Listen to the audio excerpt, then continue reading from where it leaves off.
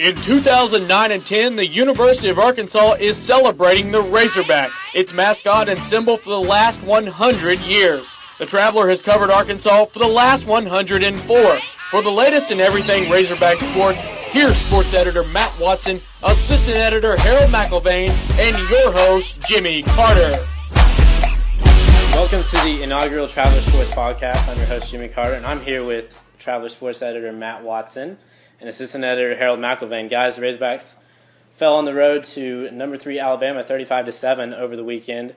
The game was maybe a little bit closer than the score, but not a very good performance from the Hogs. In our first quarter, we're going to talk about the defense. The assistant coaches weren't available after the game, which means defensive coordinator Willie Robinson did not answer any questions. Matt, what do you read into that? Well, first off, I think it shows that Willie Robinson didn't really want to show up on Saturday, kind of like the Razorback defense. It'd be nice to be able to hear what he has to say following a tough loss and not just after the team does something good. But I guess we'll see what he has to say at practice this week. Yeah, the defense looked decent in the first half. They only gave up, aside from the 2 big plays, they only allowed 99 yards of offense, Harold, but big plays do tend to be the problem for this defense. Big plays have been the problem for this defense. They after Trent Richardson had that 2-yard touchdown, it just seemed like things went downhill for him. Jerry Franklin was all over the place. He had 10 tackles, but some of the defensive lapses on short plays.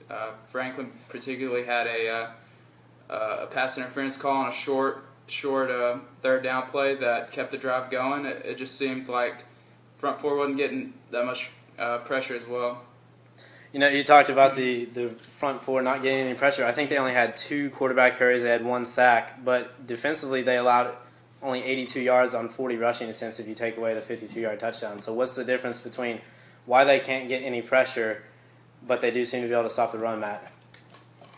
You know, it's the one thing I wanted to say was after watching the Georgia game, at the end of the first quarter against Alabama, you're thinking, this is a scoreless ball game.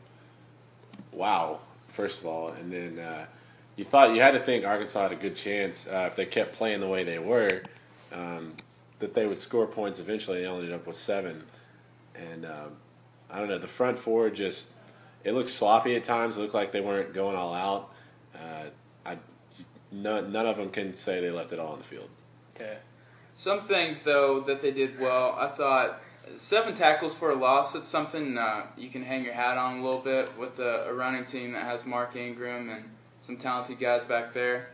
They just had the 1 sack, and they had, like you said, 2 quarterback carries. It's definitely been a trend where they need to improve in that department. Do you think as far as with the secondary, I mean, David Gordon got to play a little bit in the second half. Andrew Stewart got some action. Anthony Leon. Darius Winston, second straight week, he didn't play. But Ramon Broadway and both him and Rudell Krim did have trouble in the deep passing game again. Do you think that they start working the freshmen and the newcomers into the rotation a little bit more? I think everybody's going to get a chance, especially if we got some really tough games coming up. But you'll see all those players at least get a chance, if nothing more, to give breathers to those guys that are having to play all the time. Because they don't have a lot of depth back there. This is one place where they really miss Isaac Madison, who played every down last year. But they'll get their reps, and these are 2 guys who haven't started for Arkansas before, so they're getting their work in. Okay, in the second quarter, we're going to talk about the Arkansas offensive line. The Hogs came into the game averaging 538 yards a game, but they only had 254 yards yesterday. The Razorbacks offensive line had trouble with Alabama's defense all afternoon, giving up 3 sacks. Alabama had 8 hurries. A lot of that, Anthony Oden made his first start at weak tackle. Harold, what did you see from the offensive line? Anthony Oden is definitely going to be a good player one of these days, but he wasn't on Saturday.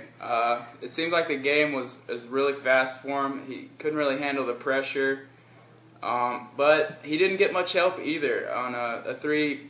When they brought 3, it just seems like they wanted to take out the nose tackle, and they just left him out on an island there, and Mallett got sacked. He also looked like on a play where he was pass blocking on a run play, and Michael Smith ran right into him. That's definitely not the best performance for Oden in his first start. Yeah, Ray Dominguez ended up replacing Odin about midway through the first quarter. Grant Cook also started at weak guard and got replaced by Wade Grayson midway through the game. So that weak side of the line has been kind of problematic. The Razorbacks only had 63 yards on 26 rushes. Matt, I mean, Petrino talked about all last week how they had to run the ball, but they still weren't able to do that. Well, this is one of the worst offensive lines in the country, and then they lost last season.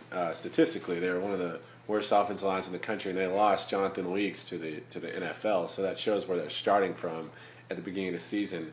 They played really well against Missouri State, and the pass blocking was excellent again against a really good defense in Georgia. And then this week it just kind of fell to pieces. And the big knock on Mallett coming into the season was that he couldn't really move on his feet. He had trouble when he had to move around, and you saw that some of the throws against Alabama weren't there. But some of the throws that were there were dropped by the wide receivers, and that was another big issue why the offense never really got going. Yeah, Mallett finished 12 of 35 for 160 yards, had a touchdown and an interception. But, I mean, constantly through the game he did look uncomfortable. But, I mean, the Alabama defense is probably one of the top three the Razorbacks are going to face this year. Saban talked about all the different things that they did have to do against Arkansas. So, I mean, Harold, do you think this game is indicative of, what we're going to see the rest of the year, or just in a case of Alabama having a really good defense? Yeah, Alabama probably top 10 defense. They did a lot of things different.